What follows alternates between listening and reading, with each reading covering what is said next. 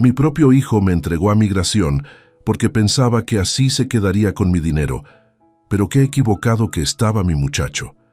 Después de que yo crucé ilegal en los 70 para darle una vida mejor a mi familia, trabajé como burro toda mi vida, le di casa, estudios, comida, y él fue el que me echó a la migra para que me deportaran.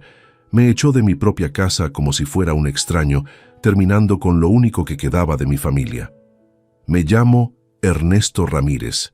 Tengo 72 años y nací en Michoacán. Toda mi vida trabajé con las manos, primero en los campos de mi tierra y después en los patios y construcciones de Estados Unidos. Crucé la frontera a los 22 años, en los años 70, con la esperanza de darle a mi familia una vida mejor. No fue fácil. Crucé de madrugada con un grupo de paisanos, caminando por el desierto hasta que logramos llegar a Los Ángeles. Allí, entre miedo y cansancio, encontré trabajo de jardinero. Era duro, pero yo estaba agradecido porque me permitía enviar dinero a mis padres en México y sostenerme. En 1975 conocí a Margaret Johnson, una maestra 10 años mayor que yo. Ella fue la primera persona en tratarme con respeto en esas tierras. Nos enamoramos y nos casamos ese mismo año, de manera legal, con papeles firmados en la corte. Muchos pensaban que por eso ya tendría arreglado mi estatus, pero no era así. En esa época las leyes eran complicadas, los procesos lentos, y yo no tenía suficiente información ni dinero para pagar abogados que hicieran todo de la manera correcta. Así pasaron los años, siempre con esa sombra encima. Trabajaba, pagaba impuestos con un ITIN, tenía casa, familia, pero en el fondo sabía que no estaba protegido. Con Margaret formamos un hogar. Compramos una casa en Pasadena después de muchos años de esfuerzo. Ella era maestra y aportaba su salario. Yo, entre jardines y construcción, sacaba lo mío. Nuestro hijo, Michael, nació en California en 1974, ciudadano estadounidense de nacimiento. Para mí fue el orgullo más grande. Lo vi crecer con oportunidades que yo nunca tuve. Margaret insistía en que estudiara en buenas escuelas, y yo hacía lo imposible para pagar libros, uniformes y paseos escolares. Pero las cosas empezaron a cambiar cuando Margaret murió de cáncer. En 2002 tenía 62 años. Yo me quedé viudo y con un hijo de 28 años que ya no me veía con respeto. Fue como si la muerte de su madre le diera libertad para soltar todo lo que llevaba guardado. Me reprochaba que nunca lo crié como un verdadero americano. Me decía que por mi acento lo avergonzaba frente a sus amigos, que yo era un hombre que nunca quiso integrarse del todo. Yo callaba porque no tenía la fuerza para discutir con él. Recuerdo una cena en la casa, poco después del funeral de Margaret. Michael invitó a unos compañeros de trabajo, jóvenes de traje, que hablaban rápido y con seguridad. Yo, por respeto, intenté hablar con ellos en inglés, aunque me costaba. Michael se rió delante de todos y dijo: «Perdónenlo, es que nunca aprendió bien. Lleva 50 años aquí y todavía suena como recién llegado». Todos se rieron. Yo agaché la cabeza. Sentí una vergüenza que me ardió por dentro. Esa fue la primera vez que entendí que mi hijo me veía menos que los demás. Con el tiempo las humillaciones fueron más claras. Cuando íbamos a alguna reunión, familiar o con vecinos, si me preguntaban de dónde era, Michael se adelantaba.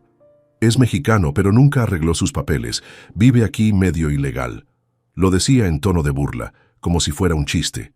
Yo trataba de sonreír, de no hacer un escándalo, pero por dentro me dolía. Pensaba en todo lo que había hecho por él, en las veces que trabajé bajo el sol, quemándome la piel para pagarle la universidad, y ahora él me trataba como si fuera una carga. La relación se volvió más fría. Yo ya estaba retirado y mis ingresos eran limitados. Tenía algunos ahorros y un pequeño negocio de jardinería que todavía daba algo, pero no era suficiente para vivir cómodo. Michael me reprochaba cada gasto, cada necesidad. Llegó a decirme: «Si no fuera por mí, ya estarías en México comiendo frijoles en una choza». Esa frase me la clavó como un cuchillo. Un día, mientras estaba en la sala viendo televisión, escuché algo que me dejó helado. Michael hablaba por teléfono en la cocina, Yo no quería poner atención, pero sus palabras me llegaron claras. Sí, él no tiene papeles. Vive aquí en Pasadena. Ernesto Ramírez. Vengan cuando quieran. Sentí que se me detuvo el corazón. No podía creerlo. Mi propio hijo estaba dando mis datos a migración. Esa noche no dormí. Me quedé en el sillón, mirando el techo, recordando cada sacrificio que había hecho.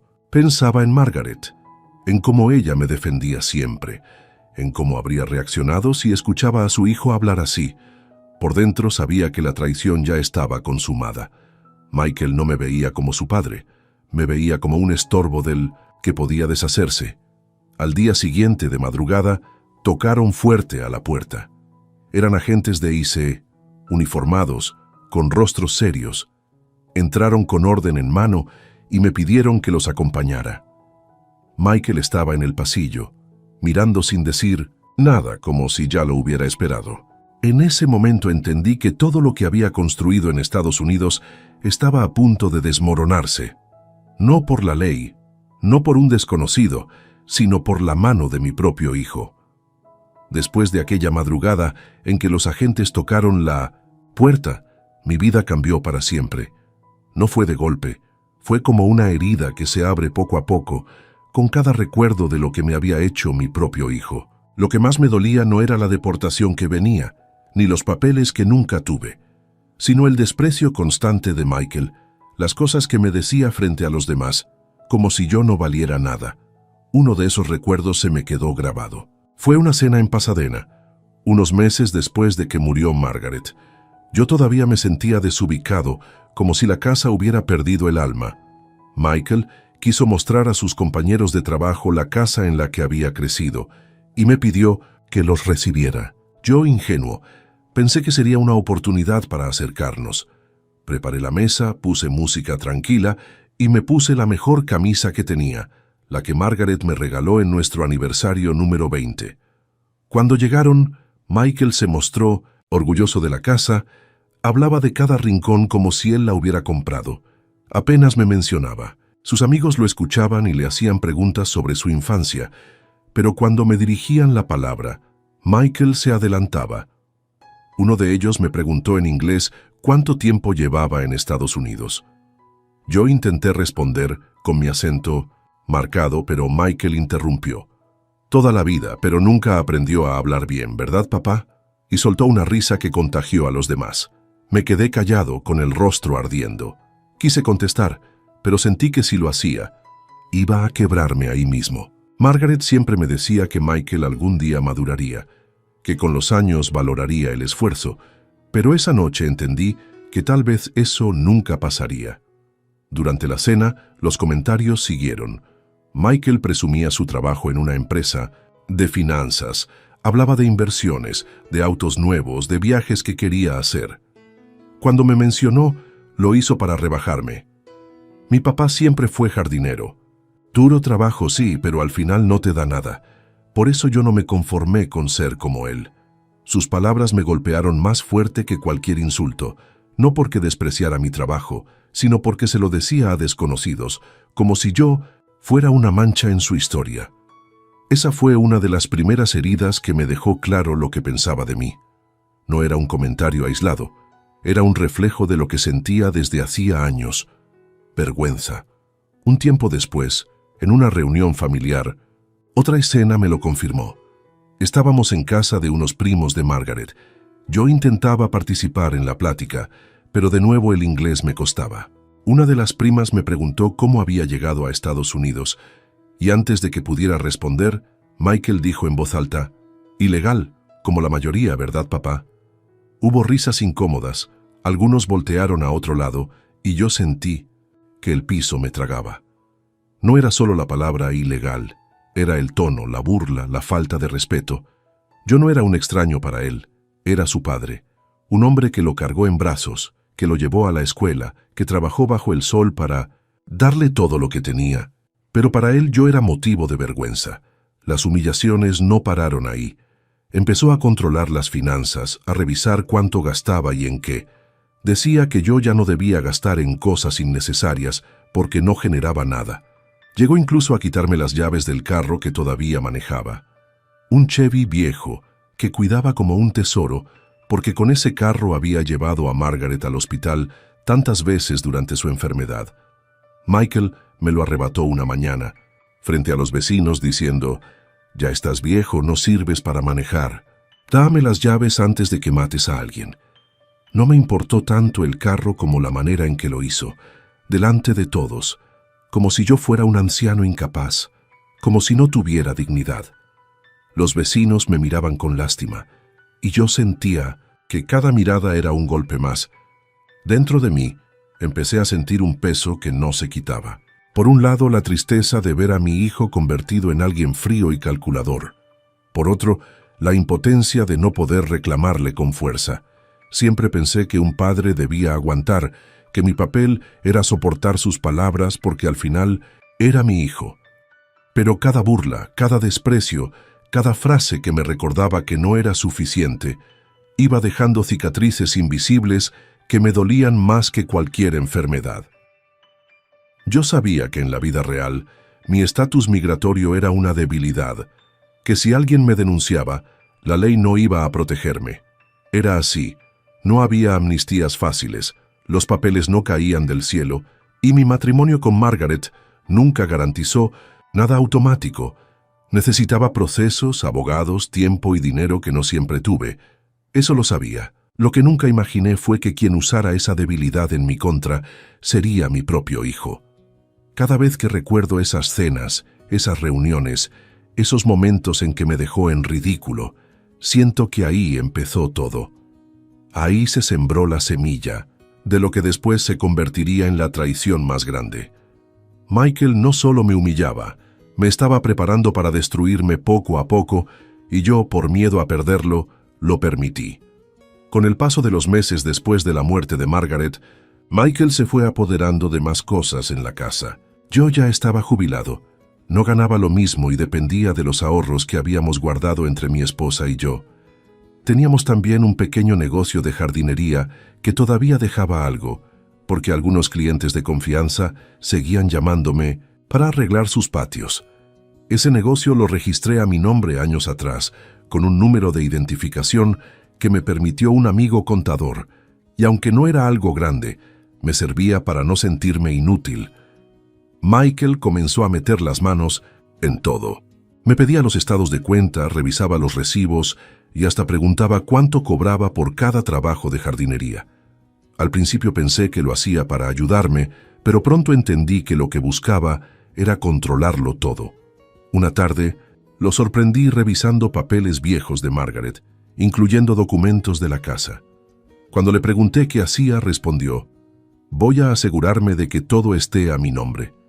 «Es lo más lógico, porque tú ni siquiera tienes papeles». Esa frase me dejó helado. No era solo un comentario suelto. Estaba decidido a adueñarse de todo lo que Margaret y yo habíamos construido.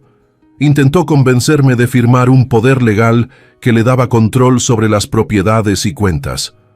Yo me negué, y ahí salió su verdadero rostro. Me gritó en mi propia sala: «Eres un estorbo, no sabes nada de leyes. Si no firmas, de todos modos lo voy a conseguir. La casa no es tuya, nunca lo fue, y sin mamá no vales nada aquí». Fue la primera vez que lo vi tan violento. No me golpeó, pero sus palabras dolieron más que un golpe. Levantó el dedo frente a mi cara y me advirtió que si no cooperaba, encontraría la forma de sacarme de la casa. Me llamó ilegal de por vida, como si esa fuera mi única identidad. Yo intenté mantener la calma recordándole que esa casa se había pagado con años de esfuerzo, que Margaret también la defendió, que no podía tratarme así. Pero para él no había recuerdos ni sacrificios, solo ambición. Lo que buscaba era quedarse con todo sin importar cómo. Poco después descubrí que había ido a un abogado para preguntar sobre el testamento de su madre. Margaret, antes de morir, dejó todo de manera compartida. La casa debía quedarse a mi nombre y después pasar a Michael, pero respetando mi derecho a vivir ahí hasta mi muerte. El abogado le explicó que esa disposición era válida, que no podía sacarme. Michael salió furioso de esa oficina y cuando regresó a casa, descargó su coraje conmigo. Me dijo: entonces te voy a quitar de en medio por otra vía. Si no, lo hago con papeles. Lo haré con la ley de migración. Esa amenaza me persiguió durante semanas. Dormía mal, comía poco, siempre pensando que un día tocarían la puerta para llevarme. Yo no quería creer que llegara a tanto, que en verdad sería capaz de entregarme. Era mi hijo al fin de cuentas, pero cada gesto suyo me demostraba que ya no había respeto, que lo único que le importaba era quedarse con la casa y el dinero. Un día, frente a los vecinos, me quitó las llaves del Chevy. Lo hacía como si quisiera demostrar poder. Yo estaba listo para ir a cobrar un trabajo, y de repente me lo arrebató de la mano. Ya no vas a manejar más. Si te paran y descubren que no tienes papeles, me van a meter en problemas a mí también. Dame las llaves. Se giró hacia los vecinos y añadió: este viejo ya no sabe ni qué hace. Mejor que se quede encerrado en la casa. Sentí una vergüenza tan grande que no pude ni mirar a los ojos a los vecinos. Las humillaciones eran constantes. A veces me dejaba sin dinero, diciendo que él se encargaría de pagar todo, pero luego me acusaba de ser una carga. En otras ocasiones me escondía cartas o recibos para que yo no supiera en qué situación estaba realmente. Todo esto lo hacía mientras mantenía una fachada de hijo responsable frente a los demás. Pero lo más grave ocurrió cuando intentó falsificar mi firma en unos documentos del banco. Un empleado lo descubrió y me llamó discretamente para avisarme. Fue ahí cuando confirmé que estaba dispuesto a todo, incluso a cometer un delito, para quedarse con lo que no era suyo. Cuando le reclamé, no negó nada.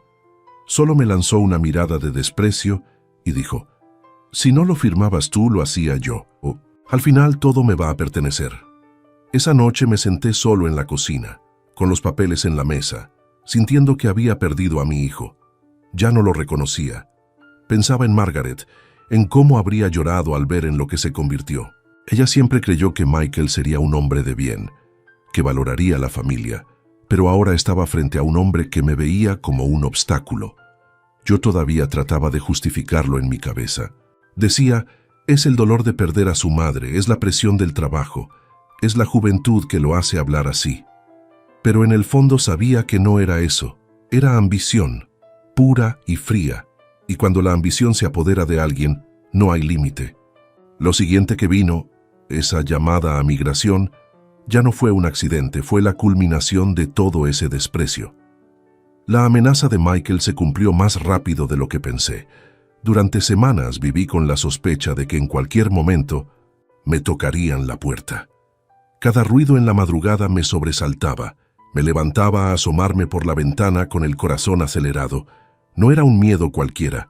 Era la sensación de que alguien que debía protegerme estaba a punto de entregarme. Una noche, cerca de las 10, yo estaba sentado en la sala, medio dormido, cuando escuché la voz de Michael en la cocina. Hablaba bajo, pero lo suficiente para que alcanzara a oír. Sí, él no tiene papeles, Ernesto Ramírez. Vive aquí en Pasadena. Es mi padre, pero ya está grande y quiero cooperar con la ley. Sentí que el estómago se me revolvía. Me quedé quieto, con la respiración contenida, como si al moverme confirmara que había escuchado. No quise creerlo. Pensé que quizá era otra cosa, que tal vez estaba hablando de alguien más, pero en el fondo sabía que no. Su tono frío no dejaba lugar a dudas. Estaba dando mi nombre, mi dirección, entregándome como si fuera un criminal. Esa noche no dormí. Me quedé en el sillón mirando el techo, repasando cada sacrificio, cada día de trabajo bajo el sol, cada dólar que había guardado para pagarle la universidad.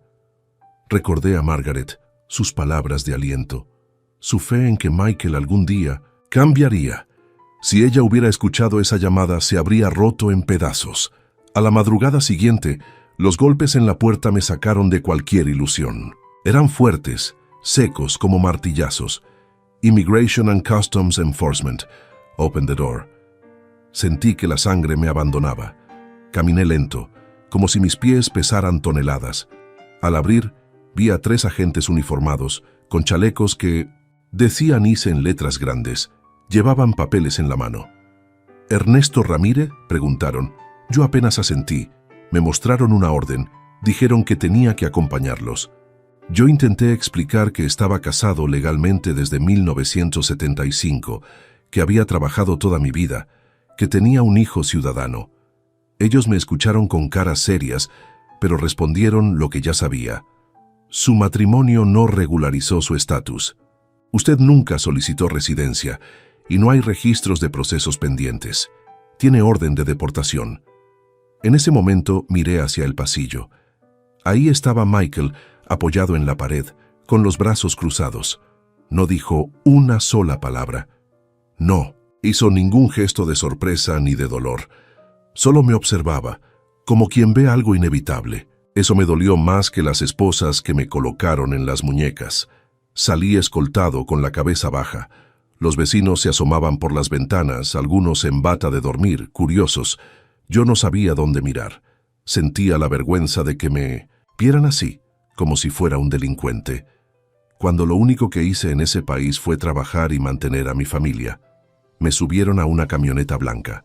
El asiento frío, el sonido metálico de la puerta al cerrarse, todo me hacía sentir que mi vida se derrumbaba. En el trayecto, uno de los agentes me dijo: «No se resista, señor. El proceso es rápido».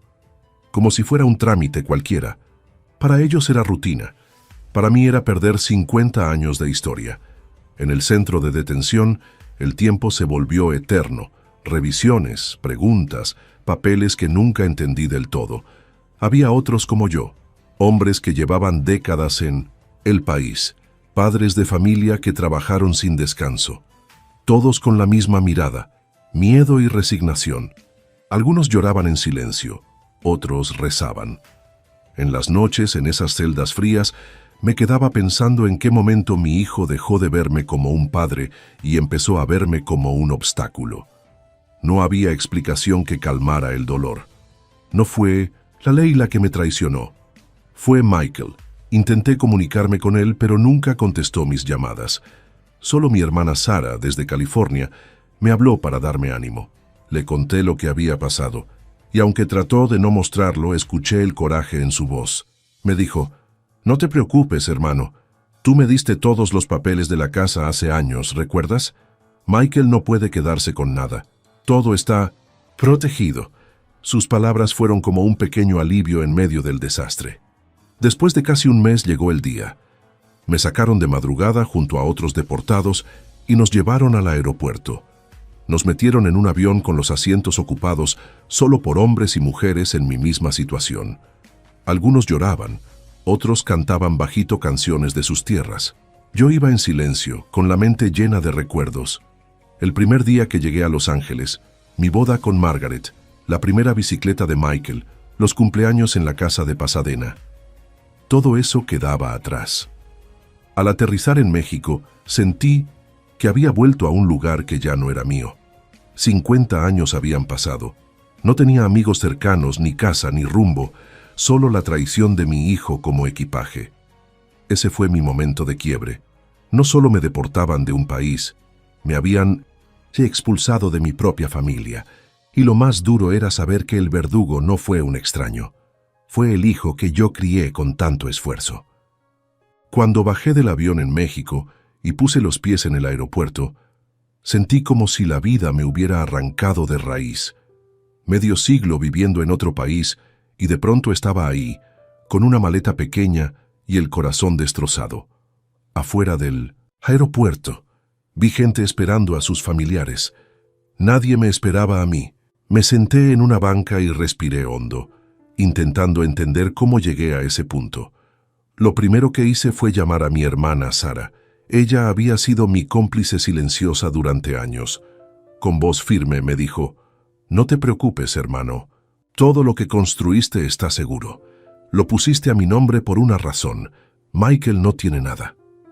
Sentí un alivio extraño, como si hubiera encontrado aire después de estar a punto de ahogarme.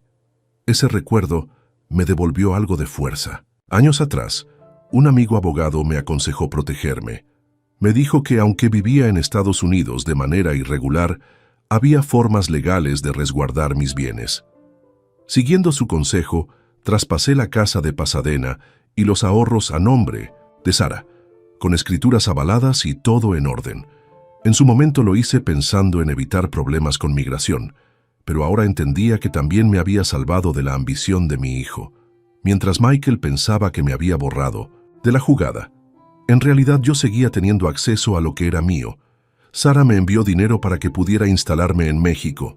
Me aseguró que, legalmente, él no tenía manera de reclamar nada, porque todo estaba blindado.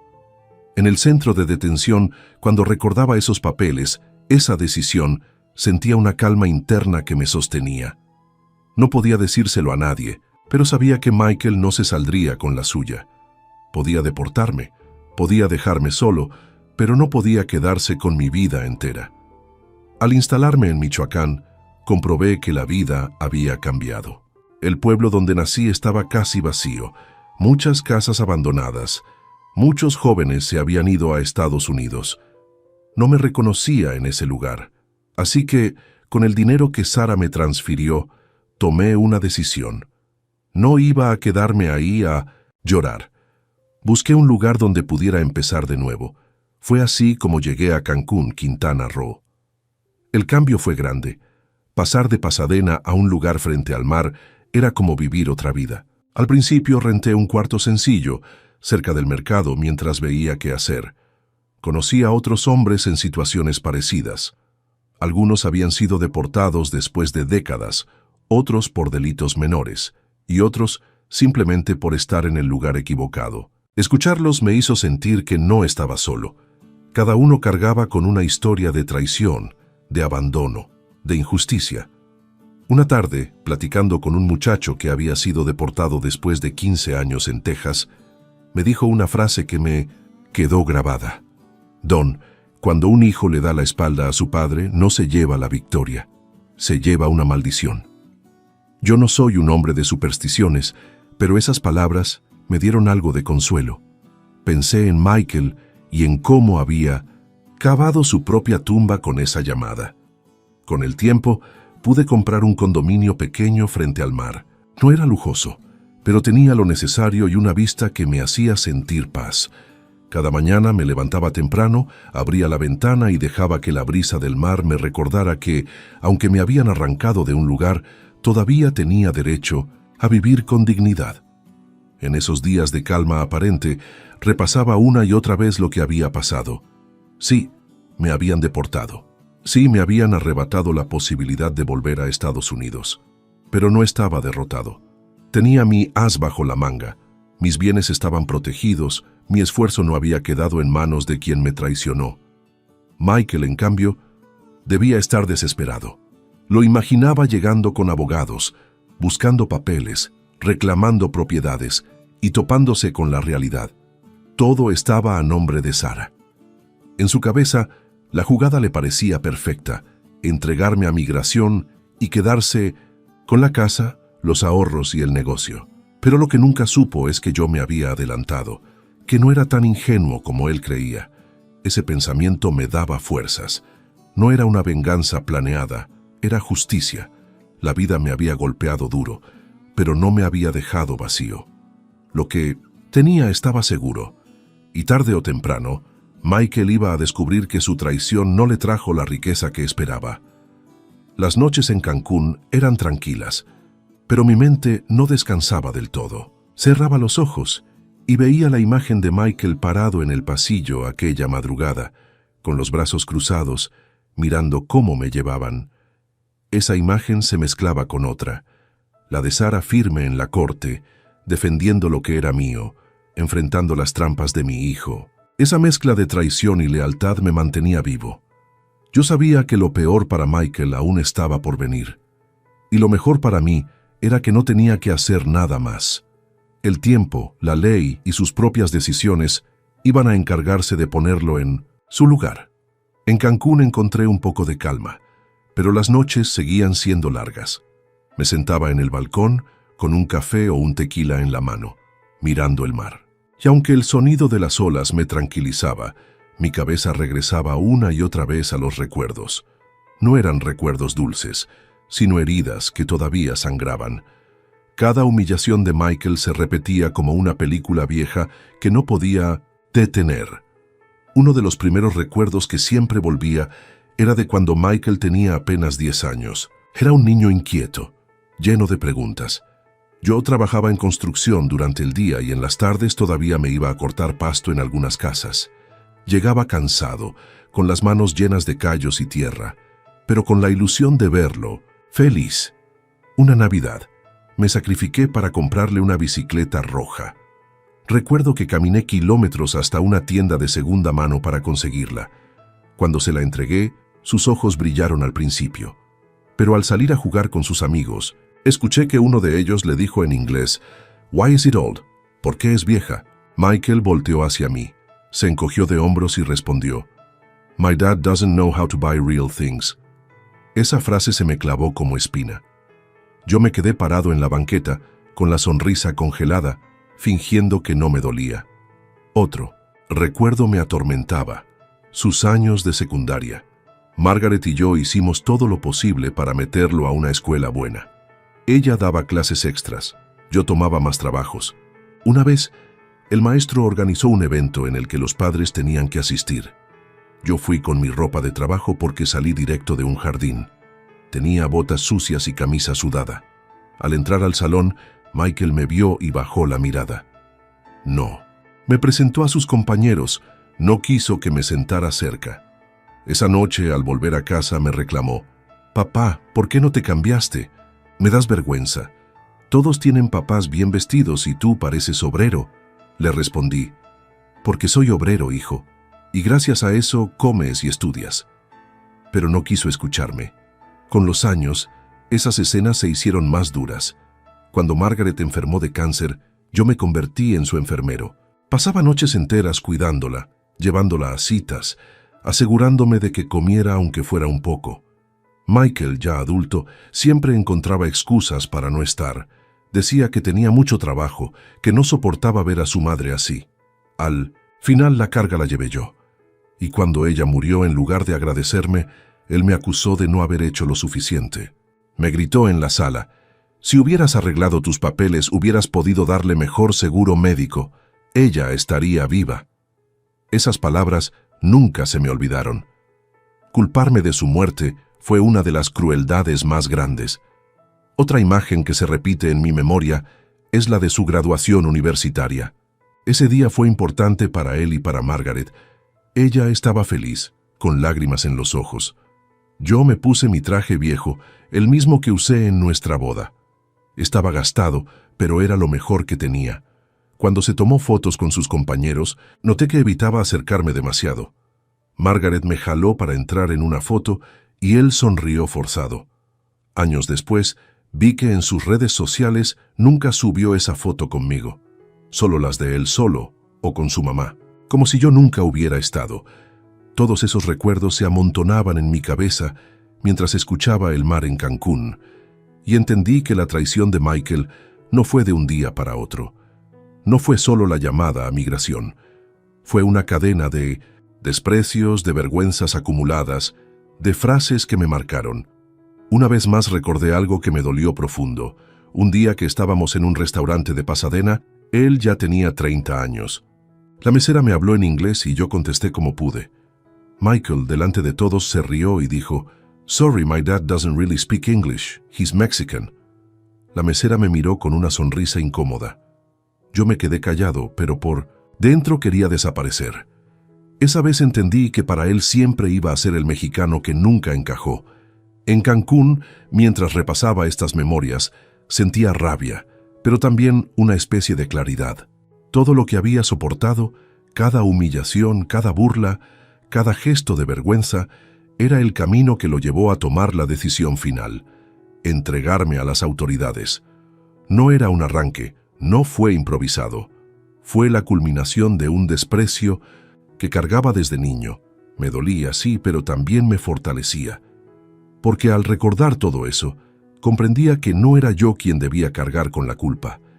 Yo había cumplido mi papel como padre: trabajar, dar techo, dar estudios, cuidar a su madre. Si él decidió verme como un estorbo, como un problema que debía quitarse de encima, eso hablaba más de él que de mí. Y en esas noches de insomnio, mirando el mar, Me repetía a mí mismo, lo que uno siembra, lo cosecha. Michael había sembrado desprecio durante años, y tarde o temprano iba a cosechar el resultado de sus actos. El día que me deportaron marcó el final de una vida y el inicio de otra que yo no había pedido. Fue en 2015, después de casi un mes detenido. Esa madrugada me sacaron de la celda junto a otros hombres. Algunos eran jóvenes que habían cruzado apenas hacía semanas. Otros, como yo, habían pasado décadas en Estados Unidos. Nos subieron a un autobús con las ventanas tapadas y luego directo al aeropuerto. El vuelo fue silencioso. Nadie hablaba, solo se escuchaban sollozos, rezos bajitos y el sonido de las cadenas en algunos que iban esposados. Yo no estaba esposado, pero la sensación era la misma, prisionero de una decisión que no podía cambiar. Me senté junto a un hombre de Oaxaca que lloraba porque dejaba a sus 3 hijos pequeños en Los Ángeles. Me contó entre lágrimas que uno de ellos tenía problemas de salud y no sabía cómo lo iban a cuidar sin él. Lo escuché en silencio porque yo también llevaba un dolor parecido. No eran hijos pequeños lo que dejaba atrás. Era mi historia, entera mi casa, mi esposa enterrada en Pasadena y la traición de mi propio hijo. Cuando el avión aterrizó en Ciudad de México, nos bajaron uno por uno. Afuera había un grupo de funcionarios que nos entregaban un sobre con papeles de deportación y nos dejaban libres. Así, sin más, como si no hubiéramos dejado media vida en otro país. Tomé el sobre, miré alrededor y entendí que estaba solo. Nadie me esperaba. Nadie me abrazó. Nadie me dijo bienvenido. Salí del aeropuerto y busqué un taxi que me llevara a Michoacán. Quería ver el lugar donde nací, aunque sabía que ya no quedaba nada de lo que recordaba. El camino fue largo. Miraba por la ventana los campos, las montañas, y sentía un vacío enorme. En cada curva del camino pensaba en la casa de Pasadena, en Margaret, en los días de trabajo, en los vecinos con los que compartí tantos años. Todo eso se había quedado atrás, borrado de un plumazo por la llamada de Michael. Al llegar a Michoacán, lo primero que hice fue buscar la casa donde crecí. Ya no era nuestra. Estaba abandonada. Las paredes con grietas, el techo medio caído, la puerta cerrada con cadenas oxidadas. Me acerqué, puse la mano sobre la pared y me invadió una mezcla de nostalgia y tristeza. Esa era la casa donde mis padres me criaron, donde soñé con un futuro mejor. Ahora era solo ruinas. Sentí que había perdido no solo a mi hijo y a mi hogar en Estados Unidos, sino también mis raíces en México. Pasé los primeros días en un cuarto barato, en un hotel cerca de la terminal de autobuses. Dormía en una cama dura, con el sonido de la calle entrando por la ventana. Me levantaba temprano sin saber qué hacer. Salía a caminar y veía a jóvenes preparando maletas para irse al norte, repitiendo el mismo sueño que yo tuve en los 70. Algunos me preguntaban si valía la pena. Yo no sabía qué responderles. La soledad se hizo más pesada cuando intenté llamar a Michael desde un teléfono público. Marqué varias veces, pero nunca contestó. Envié un mensaje a su correo y tampoco respondió. Para él yo ya no existía. Me había borrado de su vida de la misma manera en que había entregado mi nombre a las autoridades. Ese silencio fue el golpe más duro. No solo me había deportado, también me había abandonado. Recuerdo una noche, sentado en el cuarto de hotel, mirando el techo descascarado, pensando que quizá hubiera sido mejor morir en Pasadena, junto a Margaret. Al menos allá tenía un lugar donde ella descansaba. Aquí, en cambio, no tenía nada, solo un país que me parecía extraño, aunque fuera el mío. Medio siglo fuera cambia a un hombre. México ya no era el que yo había dejado, pero incluso en ese momento oscuro hubo una chispa. Mi hermana Sara me llamó. Me dijo que no me preocupara, que ella estaba enfrentando a Michael en la corte, que él no podía quedarse con nada, porque todos los papeles estaban en regla. Sus palabras me dieron un poco de fuerza. No estaba completamente solo. Tenía a alguien que todavía se preocupaba por mí. Aún así, ese periodo fue el más bajo de mi vida. Me sentía arrancado, desplazado, como si no perteneciera a ningún lugar. En Estados Unidos me habían echado como a un extraño, y en México era casi un desconocido. Me repetía una y otra vez, ni aquí ni allá. Esa era mi realidad. No fue fácil aceptarlo. Hubo noches en que me dormía llorando, preguntándome por qué la vida me había dado un hijo que se convirtió en mi verdugo. Pero al mismo tiempo, en lo más profundo, empezaba a encenderse una pequeña llama. Tal vez era el instinto de sobrevivir, tal vez era el recuerdo de Margaret, que siempre me decía: Ernesto, no importa dónde estés, tú siempre vas a salir. Adelante. Y aunque en ese momento no lo sabía, esa chispa era el inicio de algo nuevo. Porque aunque estaba en mi punto más bajo, el destino todavía tenía preparado un giro que ni Michael ni yo imaginábamos. Después de unas semanas en Michoacán, entendí que no podía quedarme ahí. El pueblo ya no era el mismo, y yo tampoco. No quería pasar mis últimos años mirando paredes vacías y recordando un pasado que ya no volvería. Con el dinero que mi hermana Sara me enviaba desde California, tomé la decisión de moverme a Cancún. Había escuchado que muchos deportados se instalaban en ciudades turísticas, buscando trabajo o simplemente un lugar donde rehacer su vida. Llegué en autobús después de más de 2 días de viaje. Al bajar en la terminal, lo primero que sentí fue el calor húmedo y el olor a mar mezclado con comida callejera. Había música en las calles, gente vendiendo recuerdos, turistas caminando con cámaras colgadas al cuello. Era un contraste fuerte. Venía de perderlo todo y me recibía una ciudad que parecía moverse sin pausa, como si nada importara. Al principio, renté un cuarto pequeño cerca del Mercado 28. La dueña era una señora mayor que me recibió con amabilidad, sin hacerme preguntas incómodas. Le pagaba puntual y me dejaba en paz.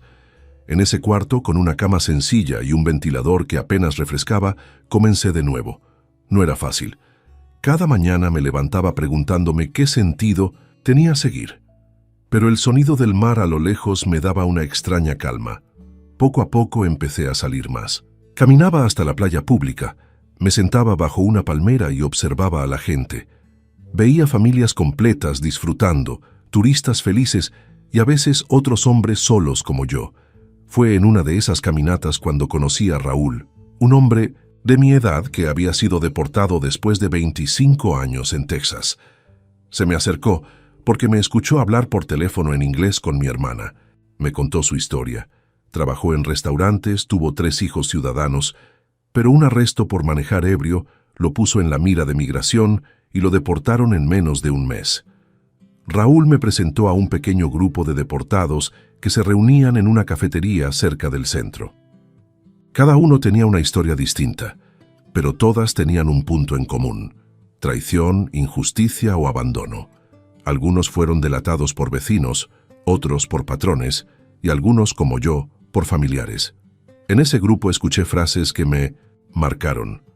Un joven de apenas 30 años que había dejado a su esposa y a su hija en Houston dijo: «Lo peor no es que te saquen del país, lo peor es que te saquen de la vida de los que amas».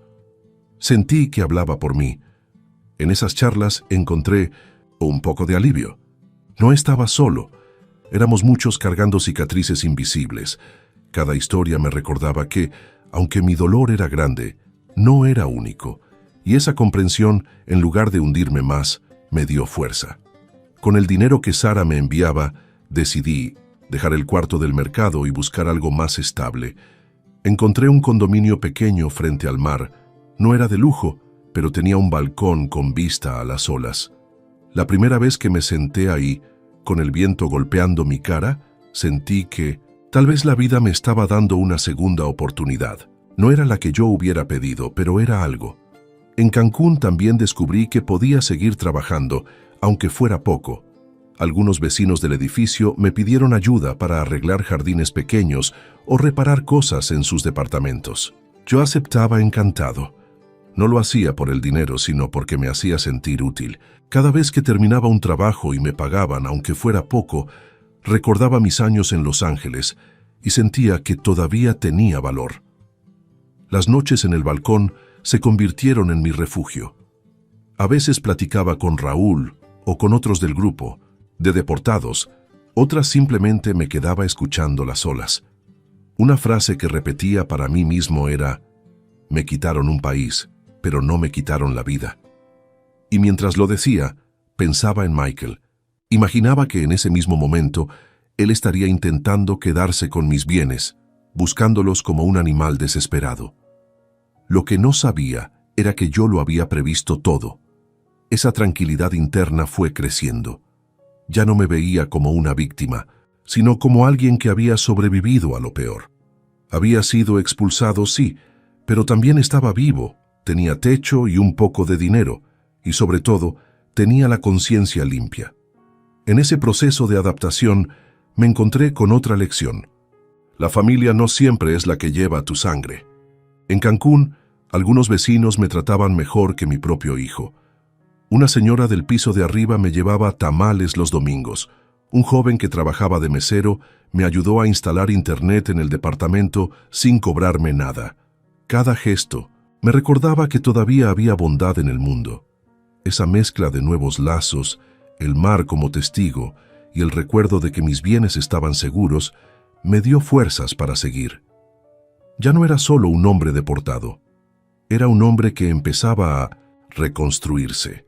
Y lo mejor de todo es que aunque yo no hiciera nada, la vida misma se encargaría de mostrarle a Michael que su traición no lo llevaría a ningún lado. En Cancún, la vida me fue dando un poco de paz, pero yo sabía que la historia con Michael no había terminado.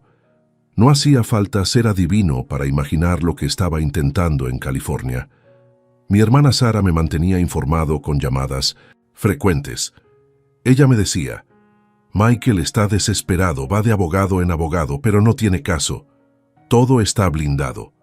Yo escuchaba en silencio, con una mezcla de alivio y tristeza.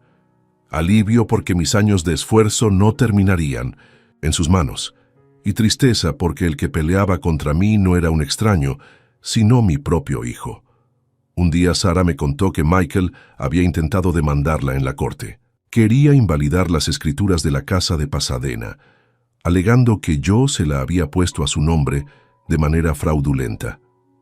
El juez revisó los documentos y concluyó que todo estaba en regla. Las escrituras eran legales, con firmas certificadas y avaladas desde hacía años. Michael no tenía ninguna prueba para desmentirlo. Salió del tribunal furioso y, según lo que me dijo Sara, gritó delante de todos que iba a encontrar otra forma de quedarse con lo que le pertenecía. Yo sabía que esa frase no era casual. Michael estaba convencido de que tenía derecho a todo. Para él yo nunca fui más que el hombre que trabajó como burro, y pensaba que al desaparecer yo, automáticamente él heredaba. Lo que no sabía era que Margaret y yo siempre pensamos en protegernos. Mi esposa, siendo maestra, conocía el valor de los documentos. Fue ella quien insistió en que buscáramos un abogado para dejar todo en regla. Gracias a su previsión, Michael no tenía forma de reclamar nada. Mientras él peleaba en tribunales, yo en Cancún empezaba a sentir una calma que hacía mucho no tenía. No era riqueza lo que me daba tranquilidad, sino la certeza de que la justicia estaba de mi lado. Hablaba con Sara por teléfono y ella me decía: hermano, no sabes cómo se ve su cara cuando pierde. Es como si el mundo se le viniera abajo. Yo solo respondía: déjalo, la vida se encargará. El negocio pequeño de jardinería que yo tenía en Pasadena también quedó fuera de sus manos. Un viejo cliente me buscó por teléfono y me dijo: tu hijo intentó cobrar cheques a nombre del negocio, pero el banco lo rechazó.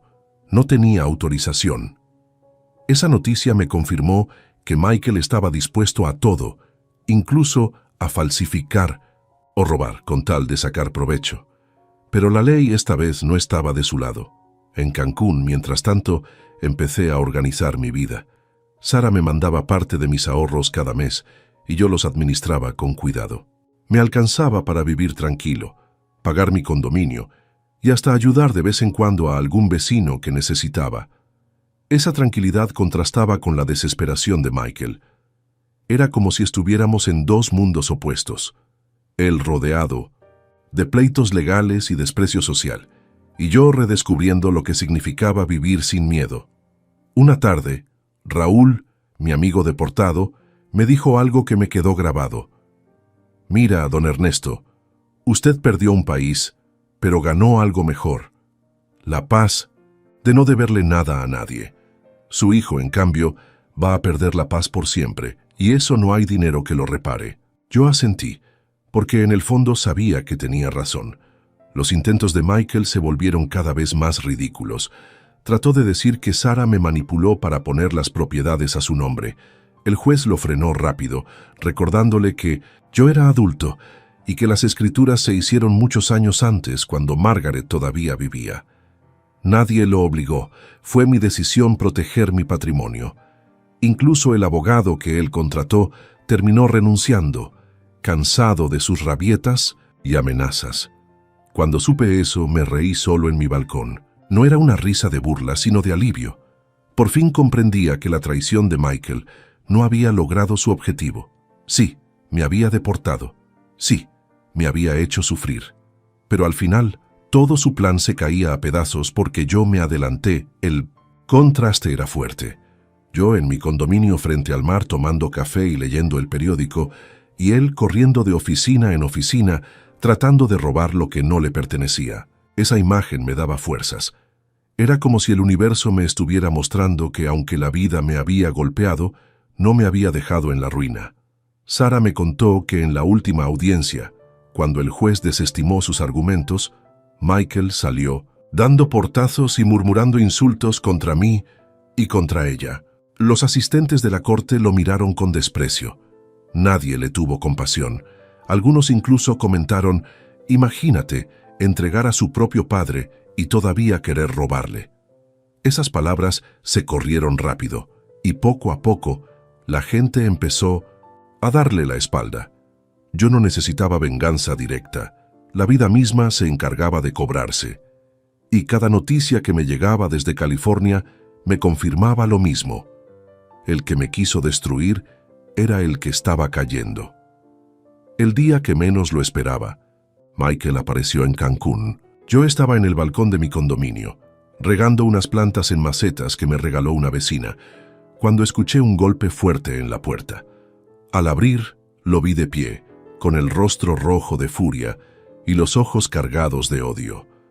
Vestía una camisa, cara arrugada por el viaje, y traía en la mano un folder lleno de papeles. Su sola presencia me revolvió el estómago. «¿Así que aquí te escondes?», me dijo en inglés, con un tono que me recordó a todas las veces que me habló con desprecio en Pasadena. Yo lo miré tranquilo. No era el mismo hombre temeroso que él había entregado a migración. Ahora estaba en mi tierra, en mi casa, sin miedo a que un agente viniera a tocarme la puerta. «Yo no me escondo, Michael. Tú me echaste. Y ahora vienes a gritar, ¿para qué?», le respondí sin subir la voz. Entró sin esperar permiso, tiró el folder sobre la mesa y empezó a sacar papeles. «Estos son mis derechos. La casa, el negocio, los ahorros, todo me corresponde. Tú no eres nadie aquí. Ni siquiera deberías tener este departamento. Todo lo que tocas es ilegal». Me quedé en silencio unos segundos, lo suficiente para que entendiera que ya no tenía poder sobre mí. Luego le contesté: «Lo intentaste en California y perdiste. Los jueces ya te lo dijeron. Todo está a nombre de tu tía, y lo que ella me manda es legítimo. No hay nada que puedas hacer. Y este departamento lo compré con mi dinero, no con el tuyo». Michael golpeó la mesa con el puño, haciendo que los papeles se desparramaran. «Eres un mentiroso, toda mi vida me robaste. Me diste una infancia mediocre, un acento de burla, una vida que nunca fue americana, y ahora te atreves a decir que yo no tengo nada». Su voz retumbaba en el pequeño espacio. Yo lo miré directo a los ojos. Era la primera vez que lo enfrentaba, sin bajar la cabeza. «No fue mediocre, Michael. Tú tuviste estudios, casa, comida y madre gracias a mí. Si no te sientes americano, no es mi culpa. Es tu resentimiento lo que te destruye, no yo». En ese momento, dos vecinos que escucharon los gritos se acercaron a la puerta. Era Raúl, mi amigo deportado, y la señora Carmen, la vecina que siempre me llevaba tamales los domingos. Se asomaron con preocupación. Michael los miró con desprecio y les gritó: «Esto no es asunto de ustedes, este viejo me debe todo». Raúl, con voz firme, le respondió. A este viejo no le debes gritar. Aquí en Cancún todos sabemos quién es don Ernesto, y si viniste a faltarle al respeto, más te vale bajarle. Michael no se lo esperaba. Su rostro se torció de rabia, pero no dijo nada. Yo aproveché ese silencio para soltar lo que llevaba guardado desde aquella madrugada en Pasadena. Michael, el día que llamaste a migración me mataste en vida. Me quitaste mi hogar, mi país, todo lo que conocía. Pero lo que no lograste quitarme fue la dignidad, y esa no la pierdo ni aunque me grites en mi propia casa. Él intentó acercarse con el dedo en alto, como tantas veces lo hizo en California. Pero esta vez no retrocedí. Me paré firme y le dije con calma, ya no tengo miedo de ti. Si vienes a amenazarme, no vas a lograr nada. Si vienes a buscar lo que no es tuyo, tampoco. Así que decide, o te largas por donde viniste, o aprendes que aquí ya no soy el hombre que podías humillar. Michael apretó los puños. Su respiración era pesada, como si estuviera a punto de estallar, pero el hecho de que mis vecinos estuvieran mirando lo detuvo. Tomó los papeles de la mesa, los arrugó y los tiró al suelo. Esto no termina aquí, murmuró antes de salir dando un portazo. Cuando se fue, Raúl entró al departamento y me dio una palmada en el hombro. Lo viste a los ojos y no temblaste. Eso, don Ernesto, vale más que cualquier juicio. La señora Carmen, todavía preocupada, me dejó un plato con comida y dijo, cuídese, no se deje, aquí no está solo. Esa noche me quedé en el balcón mirando el mar. Por primera vez, después de tantos años de humillaciones, sentí que había recuperado algo más valioso que la casa de Pasadena. Mi voz. Le hablé al aire, como si Margaret pudiera escucharme. Lo enfrenté, vieja, no me doblé. Ya no puede hacerme más daño. No sabía que ese enfrentamiento era apenas el inicio de la caída definitiva de Michael. Lo que había pasado en mi departamento no quedó entre nosotros. Los vecinos hablaron, la noticia corrió en el edificio y pronto su rabia y desesperación iban a quedar expuestas ante todos. Después de aquella visita en Cancún, yo pensé que Michael se calmaría, que entendería que ya no podía hacer nada, pero lo conocía demasiado bien. Su orgullo no le permitía aceptar la derrota.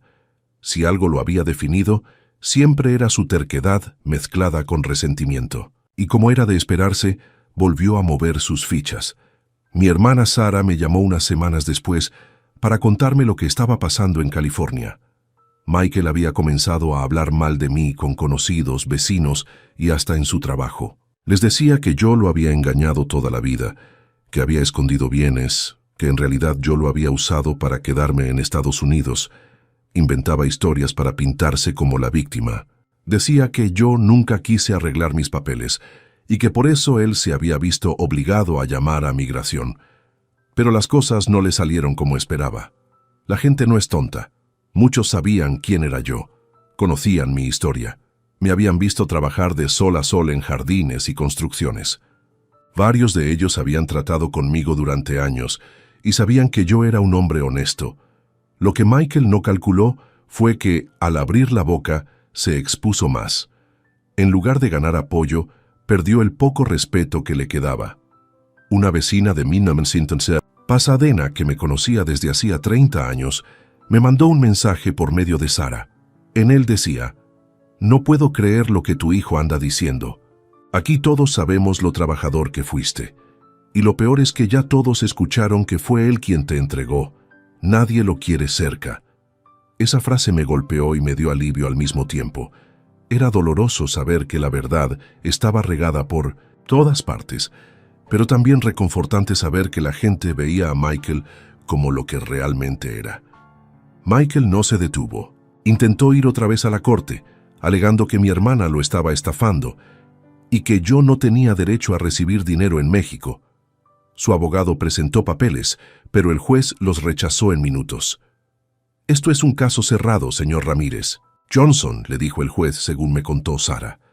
Michael, encolerizado, gritó dentro de la sala y golpeó el estrado. Los asistentes se rieron y un periodista que estaba presente tomó nota de todo. Al día siguiente, Una nota en un periódico local lo mencionaba como el hijo que entregó a su propio padre y perdió en la corte. En Cancún, mientras tanto, yo seguía con mi vida tranquila. Me levantaba temprano, arreglaba las plantas, daba caminatas por la playa. A veces trabajaba en el jardín de algún vecino, y con eso sentía que todavía tenía utilidad. Cada llamada de Sara era un recordatorio de que el tiempo se encargaba de poner las cosas en su lugar. Yo ya no necesitaba hacer nada. Michael solo cavaba más hondo su propio hoyo. Un día, mientras hablaba con Raúl en la cafetería, él me dijo: «Su hijo se está quedando sin aliados. La gente no olvida esas cosas. Uno puede ser pobre, puede no tener papeles, pero entregar a tu padre es imperdonable». Asentí en silencio, porque sabía que tenía razón. El respeto no se compra, con dinero ni con papeles, y Michael lo había perdido todo. Sara también me contó que Michael intentó manipular a unos primos de Margaret para que declararan a su favor. Les dijo que yo siempre fui un mantenido y que su madre fue la que sostuvo la casa. Pero esos primos lo conocían bien y no quisieron meterse. Al contrario, lo enfrentaron. Uno de ellos le dijo: «Tu madre siempre defendió a Ernesto. Si estuviera viva, te estaría escupiendo en la cara por lo que hiciste». Esas palabras lo dejaron mudo y salió de esa reunión avergonzado. La rabia lo consumía. Empezó a beber más seguido, según lo que me contaba Sara. Perdía el control en fiestas, hablaba mal de todos y la gente lo evitaba. De ser un hombre que presumía sus logros, pasó a ser alguien señalado por su propia sombra. Yo, desde Cancún, lo veía todo a la distancia. No con alegría, porque al final era mi hijo, pero sí con una calma que no había sentido en años. Entendía que la justicia no siempre llega en forma de cárcel o de dinero recuperado. A veces llega en forma de soledad, de rechazo, de humillación pública. Y eso era lo que Michael estaba viviendo. La última vez que hablé con Sara sobre él, me dijo algo que me quedó grabado. «Hermano, no hay nada más triste que ver a un hombre solo porque se lo buscó. Michael no perdió contra ti, perdió contra sí mismo». Esa frase me acompañó toda la noche. Me senté en el balcón, con la brisa del mar, pensando en todo lo que había pasado. Sí, me dolía lo que había hecho.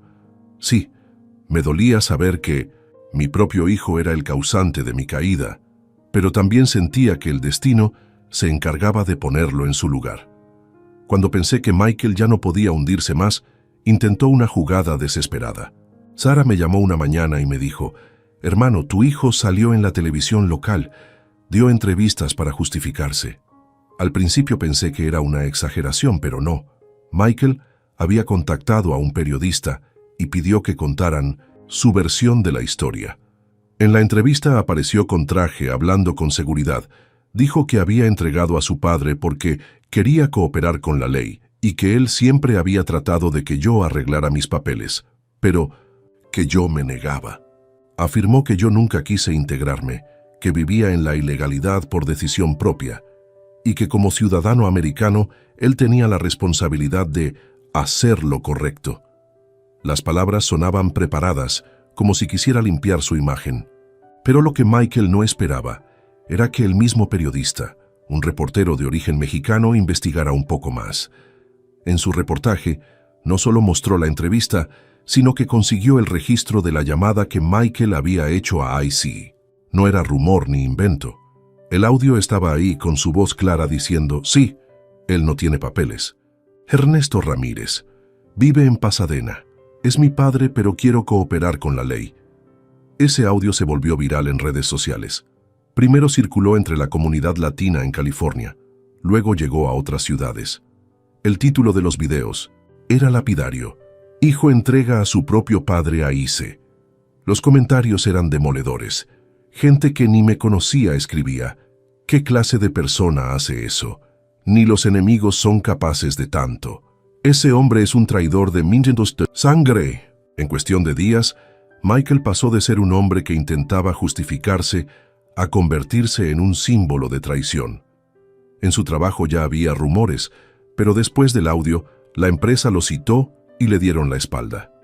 Según me contó Sara, Lo despidieron argumentando que su conducta dañaba la reputación de la compañía. No fue por un crimen, fue por la presión social. Nadie quería estar relacionado con él. Los vecinos de Pasadena también empezaron a tratarlo diferente. Una vecina que durante años me vio arreglar jardines en la cuadra, le gritó en el estacionamiento: «Eres un malagradecido, ese hombre se partió el lomo por ti». Michael, avergonzado, se metió a su carro sin responder. Otro día, en un supermercado, alguien le lanzó en voz alta: «¡Traidor!». Lo escuchó todo el pasillo. Tuvo que abandonar el carrito y salir apurado. Yo recibía todas estas noticias desde Cancún. Sara me lo contaba con una mezcla de rabia y alivio. «Se lo ganó, hermano. Por fin la gente ve quién es de verdad». Yo escuchaba en silencio, con el corazón encogido, porque aunque sentía que la justicia avanzaba, seguía siendo mi hijo. Y eso dolía. Una tarde, en la cafetería con Raúl y los otros deportados, alguien sacó el celular y puso el audio de la llamada. Todos escuchamos. La voz de Michael, seca, sin temblar, entregando mis datos. Yo cerré los ojos, apreté los puños. Aunque ya había pasado el tiempo, oírlo así me desgarró. Raúl me puso una mano en el hombro y dijo: «Ese tipo se condenó solo. Ni falta hacía que usted hiciera algo. Ya la vida lo está castigando». Lo cierto es que el audio no solo arruinó su reputación, también lo dejó completamente aislado. Los pocos amigos que todavía tenía lo bloquearon. En redes sociales lo insultaban día y noche. Incluso un grupo de migrantes organizó una protesta simbólica frente a la corte, llevando carteles con frases como: «Entregar a tu padre no es justicia, es traición». Michael, en lugar de guardar silencio, cometió el error de responder. Grabó un video en el que decía que todo era culpa mía, que yo lo obligué con mis malas decisiones, que él solo había hecho lo que cualquier ciudadano debía hacer. Pero ese video fue la gota que colmó el vaso. La gente lo destrozó en los comentarios. «No culpes a tu papá por lo que hiciste. Nadie te obligó a llamar. Deja de justificar lo injustificable». En pocos meses, Michael pasó de ser un hombre con un buen empleo y un círculo social respetable a ser un paria. Lo miraban con desprecio, lo señalaban, lo evitaban. El apellido Ramírez Johnson, que tanto había presumido, se convirtió en una carga. Yo desde Cancún miraba el mar y pensaba en todo eso. No había buscado venganza, pero ahí estaba, inevitable. La traición había salido a la luz y el mundo lo estaba castigando. Recordé una frase que Margaret me dijo una vez: «El tiempo revela a las personas, Ernesto. No hace falta apresurarse. Tarde o temprano cada quien muestra quién es». Y tenía razón. Michael ya había mostrado quién era, y ahora el mundo entero lo sabía. Tras la publicación del audio, la vida de Michael cambió por completo. Ya no era solo un rumor en la comunidad latina, ahora era una historia conocida en toda Pasadena y más allá. La frase «el hijo que entregó a su padre» se convirtió en un apodo que lo perseguía en cada esquina. Sara me llamó para contarme lo que sucedió la primera vez que Michael volvió a salir al supermercado después del escándalo. Apenas entró, varias personas lo reconocieron. Una mujer con el carrito lleno lo señaló y dijo en voz alta: «Ese es el traidor». Otros comenzaron a murmurar y a mirarlo con desprecio. Michael intentó ignorarlos, tomó algunas cosas rápido y fue a la caja. Pero cuando le tocó pagar el cajero, un joven latino se limitó a decirle: «Qué vergüenza tener un apellido como el suyo». Michael dejó el dinero y salió con la cabeza baja, abandonando algunas compras en la cinta. En el vecindario tampoco lo querían. Una tarde, mientras estacionaba su carro frente a la casa, unos niños jugaban en la acera y uno gritó: «Ahí va el que echó a su papá». Michael explotó, se bajó del carro y les gritó que se callaran. Los padres de los niños salieron y lo enfrentaron. «¿A ellos también los vas a entregar igual que a tu padre?». Michael no respondió. Solo se subió al carro de nuevo y se encerró en la casa. Su novia, que hasta entonces lo había defendido, terminó dejándolo. Sara me contó que le dijo claramente: «No quiero estar con alguien capaz de hacer eso con su propio padre. Si no respetas la sangre, no respetas nada». Michael la insultó, pero al final ella se fue y no volvió. Esa ruptura lo dejó aún más solo. En su trabajo ya no tenía futuro. Después de la entrevista y del audio filtrado, la empresa lo despidió de manera discreta. Oficialmente dijeron que era por recortes, pero todos sabían la verdad. Nadie quería tener un empleado con esa mancha pública. Los clientes lo asociaban con traición, y la compañía no podía cargar con eso. Yo recibía todas esas noticias, con sentimientos encontrados. No me alegraba ver a mi hijo hundirse, pero tampoco podía sentir compasión. Todo lo que le pasaba era consecuencia de sus actos. Lo que me sorprendía era la velocidad con la que caía. En cuestión de semanas, pasó de ser un hombre con empleo, pareja y cierta reputación a convertirse en un paria. Un episodio que me narró Sara me dejó impactado. Michael intentó asistir a una fiesta de antiguos compañeros de la universidad. Apenas llegó, algunos se le acercaron para saludar, pero en cuanto se corrió la voz de quién era, varios comenzaron a susurrar y a reírse.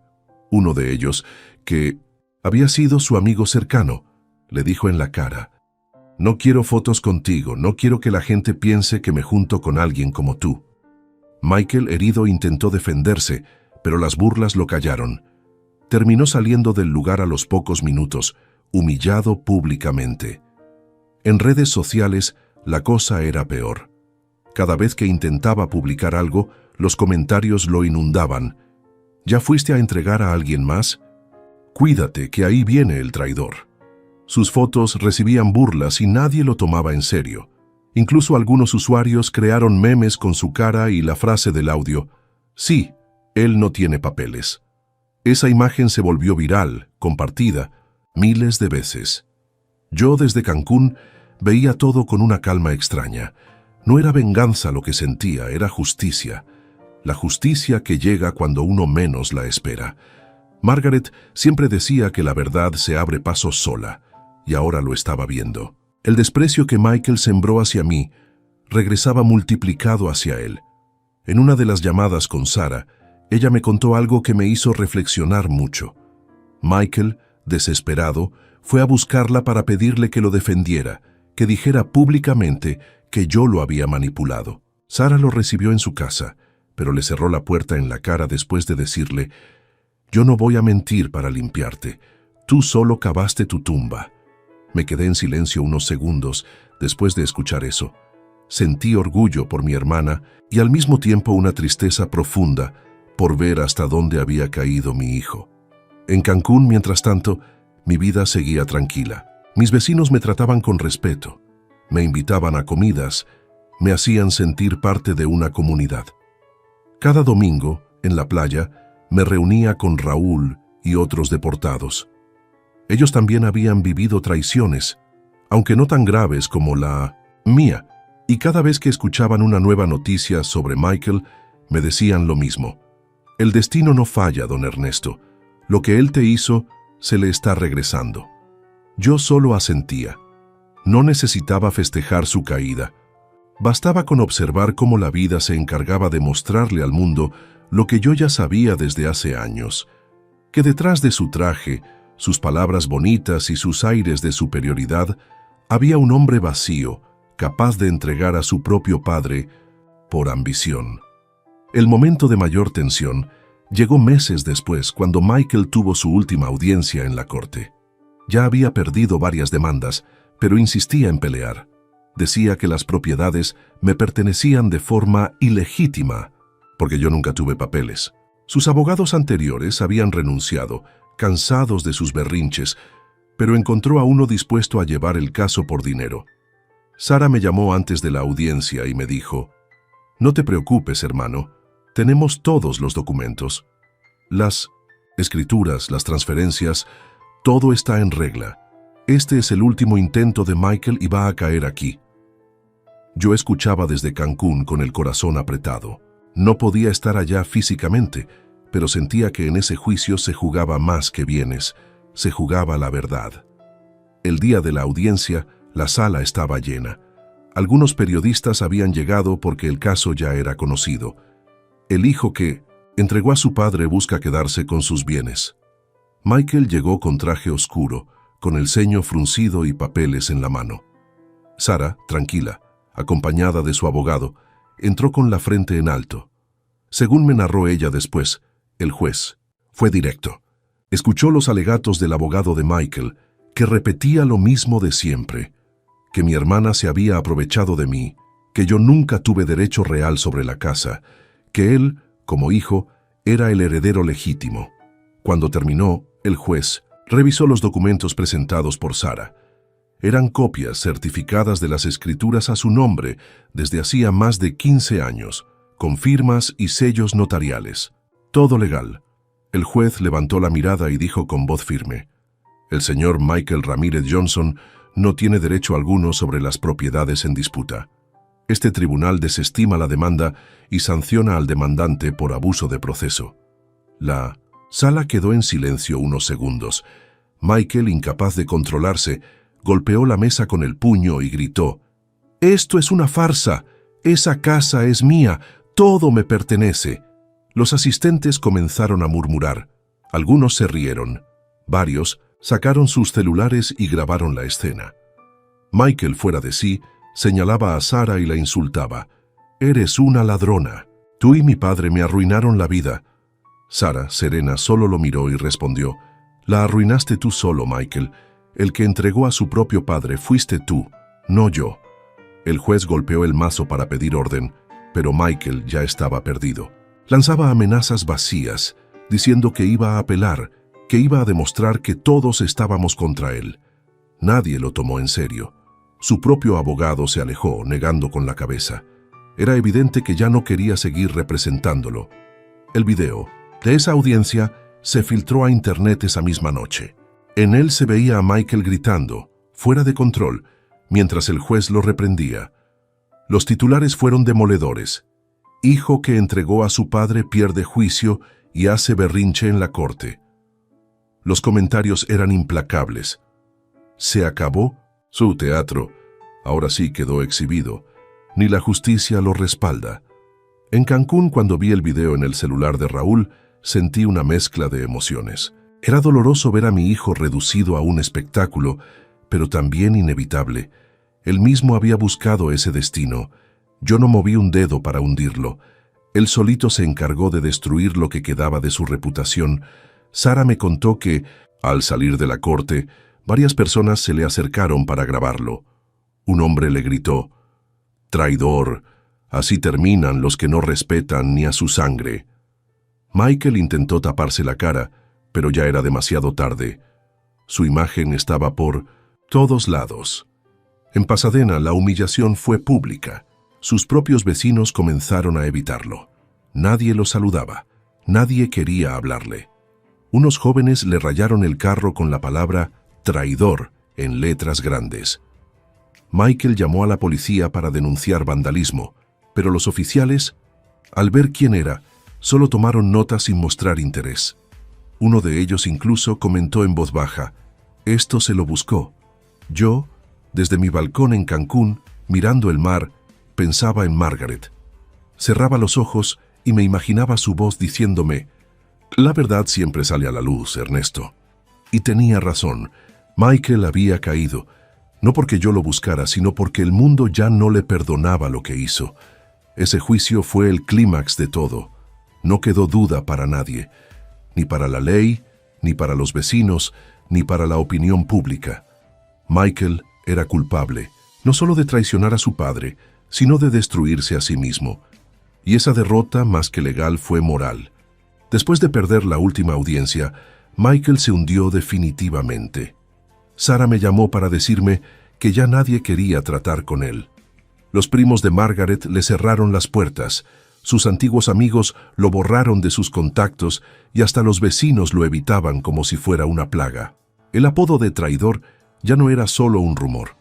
Estaba pintado en las paredes cercanas a su casa, escrito en redes sociales, repetido en cada rincón. Sin trabajo, sin pareja y sin aliados, Michael empezó a beber cada vez más.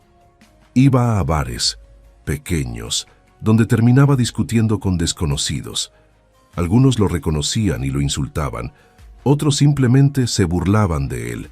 Sara me contó que varias veces llegó a casa con la ropa sucia, con los ojos hinchados de tanto llorar o de tanto alcohol. Era evidente que estaba al borde de un colapso. Un día la noticia me llegó como un golpe inesperado. Michael había sido arrestado. La policía lo detuvo por posesión de drogas y por violencia doméstica contra una mujer con la que apenas salía. Lo llevaron a la cárcel del condado. La noticia apareció en periódicos locales. Hijo que entregó a su padre ahora tras las rejas. El destino no podía ser más claro. Cuando escuché eso, me quedé en silencio largo rato, sentado en mi balcón frente al mar. No sentía alegría, tampoco tristeza pura. Lo que sentí fue una mezcla extraña de justicia y resignación. Era como si la vida le hubiera mostrado el precio de sus actos, un precio más alto de lo que él mismo pudo imaginar. Las imágenes de su arresto circularon en internet. Ahí estaba, esposado, con la mirada perdida, rodeado de oficiales que lo llevaban sin miramientos. El hombre que una vez se creyó superior, que se burlaba de mi acento y me señalaba como un estorbo, ahora era el señalado, el despreciado, el abandonado. Mientras tanto, mi vida en Cancún seguía tranquila. Cada mañana abría las ventanas, dejaba que entrara la brisa marina y agradecía tener un techo, un poco de dinero y la compañía de vecinos que me respetaban. Raúl, mi amigo deportado, me dijo una tarde: «Don Ernesto, la justicia tarda, pero llega, y a veces llega más fuerte de lo que uno espera». Yo asentí. No podía estar más de acuerdo. Sara, con la voz entrecortada, me dijo al teléfono: «Hermano, me duele porque es sangre, pero él se lo buscó. Nadie lo obligó a llamar a Ise. Nadie lo obligó a humillarte. Nadie lo obligó a caer en esto. Fue su camino». Yo respondí con calma: «Lo sé, yo cumplí como padre. Lo que hizo después fue decisión suya, y ahora vive las consecuencias». Esa noche, mientras me servía un café y miraba el mar oscuro, pensé en Margaret. Saqué una foto vieja, la de nuestro aniversario, donde ella sonreía con flores en la mano. Le hablé en voz baja, como si estuviera ahí. «Vieja, al final, tenías razón. La vida pone a cada quien en su lugar. Él me echó, pero yo encontré paz, y él, que pensaba que lo tendría todo, terminó perdiéndolo todo». La imagen final se quedó grabada en mi mente. Yo, en mi balcón, con el mar de Cancún al frente, respirando tranquilo, y Michael en una celda fría, solo, sin nadie que lo visitara, hundido en su propia oscuridad. El contraste era brutal, pero real. Estamos una vez más por acá, huevón. Una noche más por acá, muchachos, con ustedes. Qué bueno verlos por acá. Aplausos. No lo merecemos, no lo merecemos. Después de un día tan berraco, huevón. Después de un día tan agitado. Aquí estamos. Invictos. Me gustó esto. ¿Cómo vamos, parceros? Buenas noches, háblamelo de Ledan. ¿Todo bien o qué? ¿Cómo estás, parcerito? Háblamelo, Pirlo. Pirlo 420 en la casa. ¿Cómo va, hermano? ¿Cómo va todo? ¿Cómo va todo, mi socio? ¿Qué es lo que es? ¿Cuál es la movida, parce? Papi, está lloviendo bien rico. Es la última... Yo creo que es la última lluvia de primavera, weón. No, bueno, lluvia de primavera. De hecho, principios de lluvia de primavera. Parcero, la verdad que hoy estoy muy bien, weón. A pesar de que casi no cuento la historia hoy, weón. Papi, casi me parto la cabeza. Literalmente. Papi, estaba moviendo unas cosas, me caí el camión, weón, me di como una vuelta para atrás, papi. Y había una piedrota, marica. Por suerte que la cabeza no me cayó ahí, parce, pero sí me alcancé a doblar ¿cómo se llama eso? El tobillo, marica. Estamos una vez más por acá, huevón. Una noche más por acá, muchachos, con ustedes. Qué bueno verlos por acá. Aplausos. No lo merecemos, no lo merecemos. Después de un día tan berraco, huevón. Después de un día tan agitado. Aquí estamos. Invictos. Me gustó esto. ¿Cómo vamos, parceros? Buenas noches, háblamelo de Ledan. ¿Todo bien o qué? ¿Cómo estás, parcerito? Háblamelo, Pirlo. Pirlo 420 en la casa. ¿Cómo va, hermano? ¿Cómo va todo? ¿Cómo va todo, mi socio? ¿Qué es lo que es? ¿Cuál es la movida, parce? Papi, está lloviendo bien rico. Es la última... Yo creo que la última lluvia de primavera, weón. No, bueno, lluvia de primavera. De hecho, principios de lluvia de primavera. Parcero, la verdad que hoy estoy muy bien, weón. A pesar de que casi no cuento la historia hoy, weón. Papi, casi me parto la cabeza. Literalmente. Papi, estaba moviendo unas cosas, me caí el camión, weón, me di como una vuelta para atrás, papi. Y había una piedrota, marica. Por suerte que la cabeza no me cayó ahí, parce, pero sí me alcancé a doblar ¿cómo se llama eso? El tobillo, marica. Vamos una vez más por acá, weón. Una noche más por acá, muchachos, con ustedes. Qué bueno verlos por acá. Aplausos. No lo merecemos, no lo merecemos. Después de un día tan berraco, weón. Después de un día tan agitado. Aquí estamos. Invictos. Me gustó esto. ¿Cómo vamos, parceros? Buenas noches, háblamelo de Ledán. ¿Todo bien o qué? ¿Cómo estás, parcerito? Háblamelo, Pirlo. Pirlo 420 en la casa. ¿Cómo va, hermano? ¿Cómo va todo? ¿Cómo va todo, mi socio? ¿Qué es lo que es? ¿Cuál es la movida, parce? Papi, está lloviendo bien rico. Es la última. Yo creo que es la última lluvia de primavera, weón. No, bueno, lluvia de primavera. De hecho, principios de lluvia de primavera. Parcero, la verdad que hoy estoy muy bien, weón. A pesar de que casi no cuento la historia hoy, weón. Papi, casi me parto la cabeza. Literalmente. Papi, estaba moviendo unas cosas, me caí el camión, weón, me di como una vuelta para atrás, papi. Y había una piedrota, marica. Por suerte que la cabeza no me cayó ahí, parce, pero sí me alcancé a doblar ¿cómo se llama eso? El tobillo, marica. Vamos una vez más por acá, weón. Una noche más por acá, muchachos, con ustedes. Qué bueno verlos por acá. Aplausos. No lo merecemos, no lo merecemos. Después de un día tan berraco, weón. Después de un día tan agitado. Aquí estamos. Invictos. Me gustó esto. ¿Cómo vamos, parceros? Buenas noches, háblamelo de Ledán. ¿Todo bien o qué? ¿Cómo estás, parcerito? Háblamelo, Pirlo. Pirlo 420 en la casa. ¿Cómo va, hermano? ¿Cómo va todo? ¿Cómo va todo, mi socio? ¿Qué es lo que es? ¿Cuál es la movida, parce? Papi, está lloviendo bien rico. Es la última. Yo creo que es la última lluvia de primavera, weón. No, bueno, lluvia de primavera. De hecho, principios de lluvia de primavera.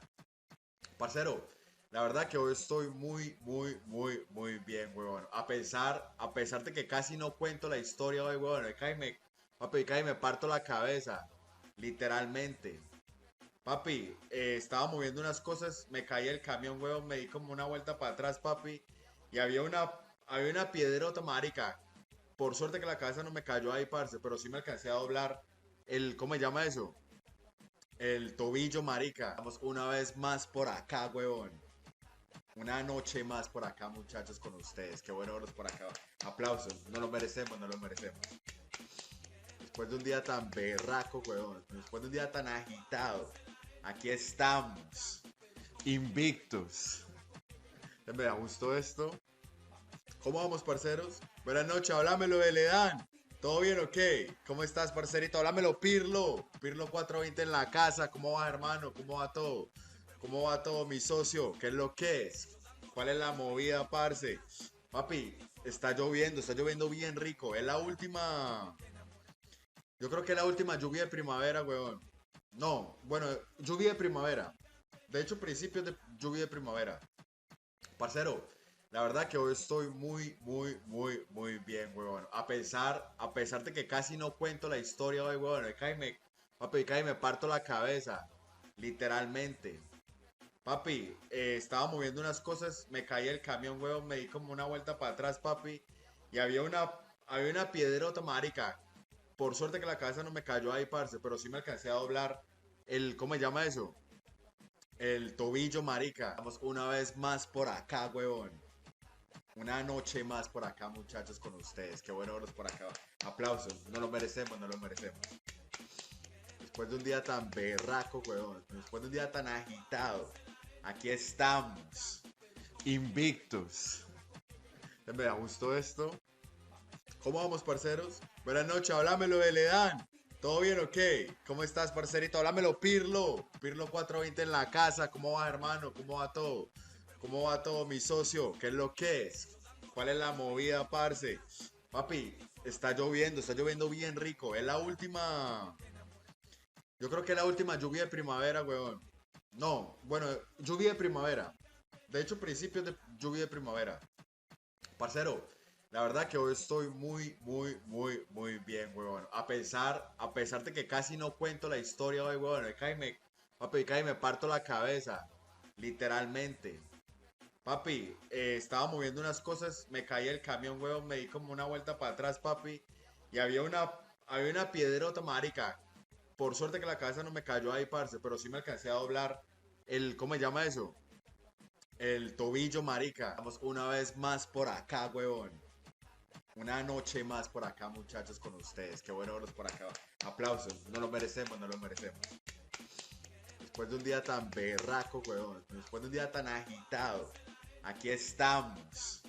Invictos. Me gustó esto. ¿Cómo vamos, parceros? Buenas noches, háblamelo de Ledán. ¿Todo bien o qué? ¿Cómo estás, parcerito? Háblamelo, Pirlo. Pirlo 420 en la casa. ¿Cómo va, hermano? ¿Cómo va todo? ¿Cómo va todo, mi socio? ¿Qué es lo que es? ¿Cuál es la movida, parce? Papi, está lloviendo bien rico. Es la última.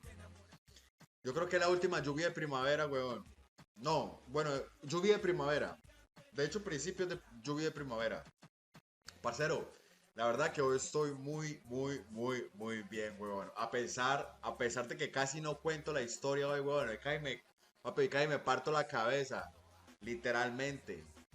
Papi, estaba moviendo unas cosas, me caí el camión, weón, me di como una vuelta para atrás, papi. Y había una piedrota, marica. Por suerte que la cabeza no me cayó ahí, parce, pero sí me alcancé a doblar ¿cómo se llama eso? El tobillo, marica. Vamos una vez más por acá, weón. Una noche más por acá, muchachos, con ustedes. Qué bueno verlos por acá. Aplausos, no lo merecemos, no lo merecemos. Después de un día tan berraco, weón. Después de un día tan agitado. Aquí estamos. Invictos. Me gustó esto. ¿Cómo vamos, parceros? Buenas noches, háblamelo de Ledán. ¿Todo bien o qué? ¿Cómo estás, parcerito? Háblamelo, Pirlo. Pirlo 420 en la casa. ¿Cómo va, hermano? ¿Cómo va todo? ¿Cómo va todo, mi socio? ¿Qué es lo que es? ¿Cuál es la movida, parce? Papi, está lloviendo bien rico. Es la última. Yo creo que es la última lluvia de primavera, weón. No, bueno, lluvia de primavera. De hecho, principios de lluvia de primavera. Parcero, la verdad que hoy estoy muy bien, weón. A pesar de que casi no cuento la historia hoy, weón. Papi, casi me parto la cabeza. Literalmente. Papi, estaba moviendo unas cosas, me caí el camión, weón, me di como una vuelta para atrás, papi.